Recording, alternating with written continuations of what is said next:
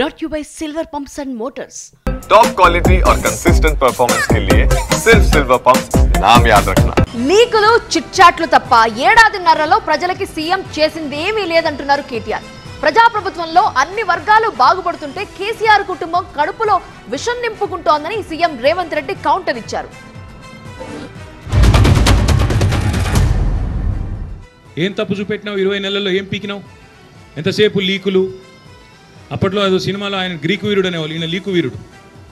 లీకులు తప్ప, చిట్చాట్లు తప్ప నువ్వు పీకింది ఏంది, నువ్వు చేసింది ఏంది రాష్ట్ర ప్రజలకు కానీ రాష్ట్రంలోని ఏ వర్గానికి నువ్వు చేసింది ఏంది నేను అడుగుతా ఉన్నా. ముందు పిచ్చోడైపోయి బట్టలు చింపుకొని రోడ్ల మీద పరిగెత్తలాగా ఉన్నాడు. మరి ఆ దరిద్రం రాష్ట్ర ప్రజలు చూడకముందే దయచేసి ఒక మానసిక ఆసుపత్రికి తీసుకొని పోయి చూపెట్టాలని చెప్పి నేను కోరుతా ఉన్నా.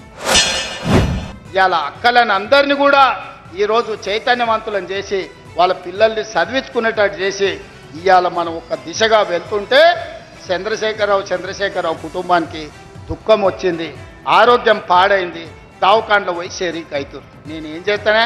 నీ కడుపు నుండి విషం పెట్టుకుంటే నేనేం చేస్తా?